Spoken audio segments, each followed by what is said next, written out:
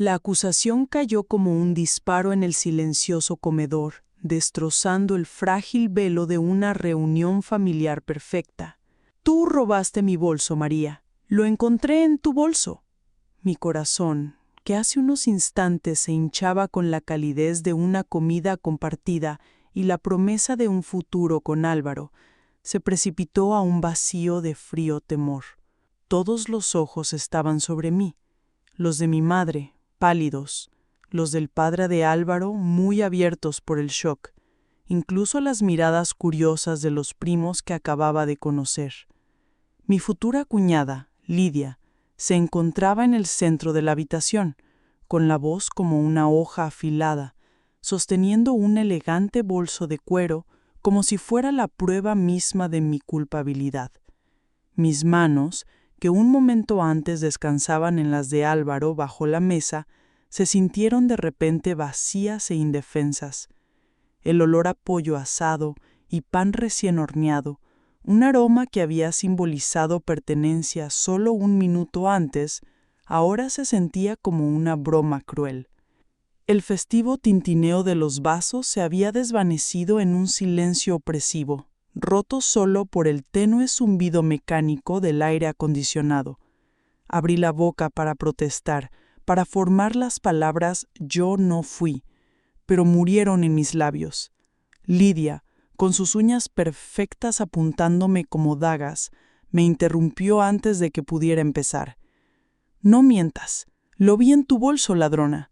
¿Crees que puedes simplemente entrar a esta familia y tomar lo que es mío?» Sus palabras fueron un golpe físico.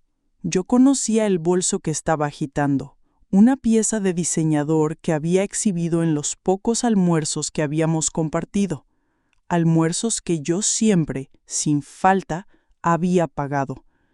Las cuentas se habían acumulado, un recuento silencioso de su casual olvido y de mi desesperado deseo de ser parte del mundo de Álvaro. Pero acusarme de robo era una pesadilla.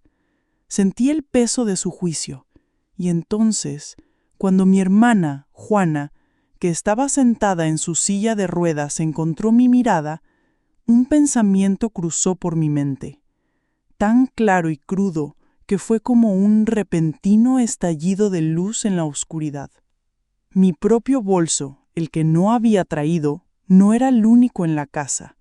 No era de mi bolso de donde ella había sacado el bolso, era el de Juana, y Juana, que no se había movido de su asiento en toda la noche, no podía haber sido la ladrona.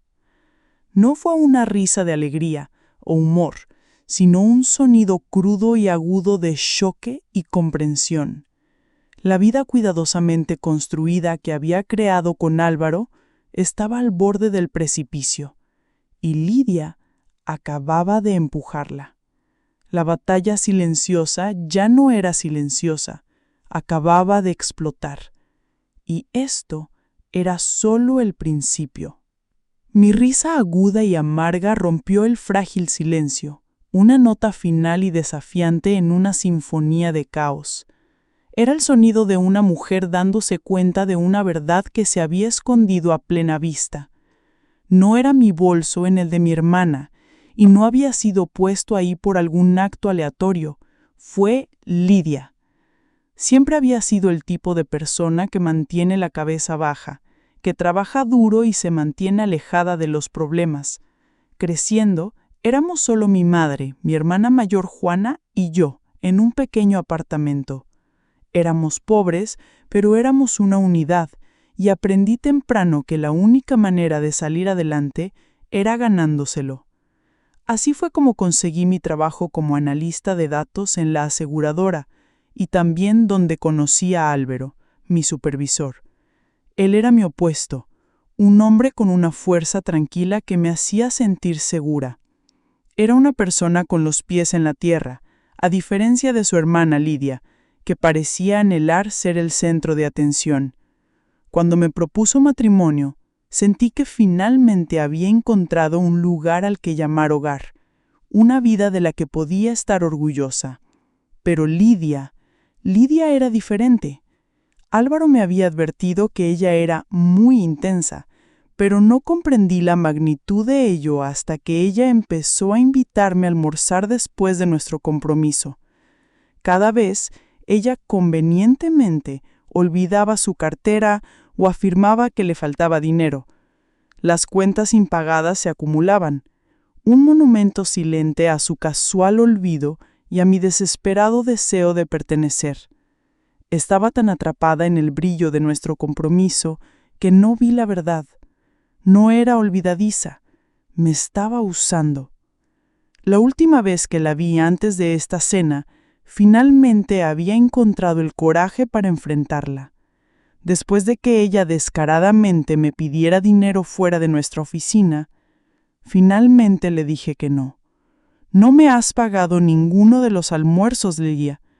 Su cara se contorsionó de ira, pero Álvaro intervino, con su voz baja y furiosa. Basta ya, Lidia. No tienes derecho a hablarle así. Págame lo que le debes o no pidas nada más. Sus gritos nos siguieron por la calle mientras nos alejábamos. No sabía entonces que su resentimiento era más profundo de lo que podría haber imaginado. No sabía que ella ya le estaba hablando a Álvaro a mis espaldas, tratando de convencerlo de que yo era una impostora. Pero mientras me encontraba allí, en el silencioso comedor, la voz de mi hermana, tranquila, firme, quitó la tensión y lo expuso todo.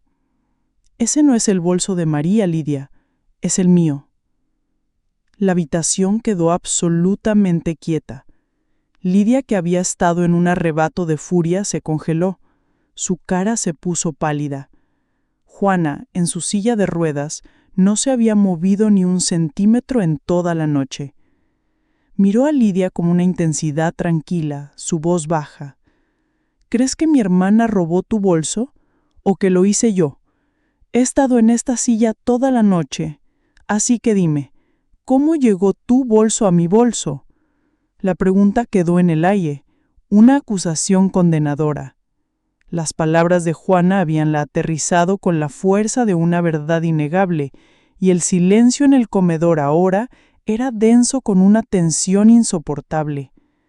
Sus ojos se movieron rápidamente por la habitación, de Juana a los padres de Álvaro y finalmente a mí. La vergüenza de haber sido atrapada era tan profunda que era casi una presencia física en la habitación. Álvaro, mi firme e inquebrantable Álvaro, se levantó. Su voz, usualmente tan calmada, ahora era un rugido bajo y furioso. Trataste de tenderle una trampa, dijo. Se tornó hacia mí. Sus ojos se suavizaron por un momento, una disculpa en sus profundidades. María, lo siento mucho. Debí haberte advertido que ella llegaría tan lejos. Ha estado hablando mal de ti durante meses, diciéndome que no eres lo suficientemente buena, que solo me estás usando. Me quedé atonada, pero la voz de Álvaro, ahora una voz de acero, continuó. Tú la has estado usando, haciéndola pagar por tus almuerzos, pidiendo préstamos que nunca le devolviste. Tomó una respiración profunda y luego la verdad final y condenadora se derramó. Incluso te despidieron de tu último trabajo por robar de la caja registradora.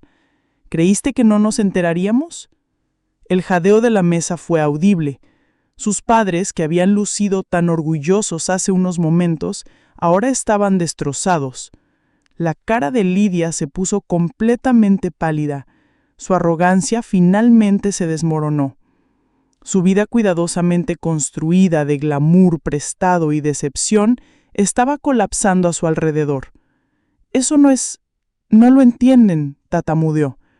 Pero sus palabras eran débiles, un intento final y patético de aferrarse a una mentira. Me miré a ella, a la cruda y oglia realidad de sus actos, y una extraña sensación de claridad se apoderó de mí. Yo no era una ladrona, era una sobreviviente. Mi madre y Juana me lo habían enseñado. Había pasado toda mi vida construyendo mi propio valor ladrillo por ladrillo, y no iba a dejar que esta mujer lo derribara. Caminé hacia Álvaro y tomé su mano, mi agarre firme. Mi hermana, mi roca, me apoyaba y mi pareja, mi futuro, nunca había dudado de mí. El amor en esa habitación, un amor construido sobre la confianza y la verdad, era un escudo que Lidia no podía penetrar. Lidia, dije mi voz firme sin temblar más. Quería que fuéramos familia, pero no puedes seguir lastimando a la gente y esperar que se queden. Te estoy eligiendo a Álvaro y me estoy eligiendo a mí misma. Abrió la boca, su cara una máscara de vergüenza y furia, y luego la cerró. Sin decir otra palabra, tomó su bolso, el mismo objeto de su crimen, y se marchó. La puerta de entrada se cerró de un golpe detrás de ella. En las semanas siguientes, las piezas finales de la historia de Lidia salieron a la luz. Su divorcio, sus deudas, las razones de su imprudencia. Me llamó una última vez, su voz pequeña y desesperada, rogando por dinero, prometiendo cambiar. Pero yo había aprendido mi lección. Le dije que ya no podía ser parte de eso, y luego, por primera vez, le colgué el teléfono. El día de nuestra boda, ella no estaba, y su ausencia fue un regalo. Éramos solo nosotros, Álvaro y yo, mi madre, mi hermana Juana y los padres de Álvaro, quienes bailaron con alegría y relivo. Nuestra boda no solo fue una celebración de nuestro amor, sino un triunfo de la verdad sobre el engaño. Ahora, mientras me siento aquí, un mes después, sintiendo los primeros aleteos del bebé que esperamos, pienso en lo lejos que hemos llegado.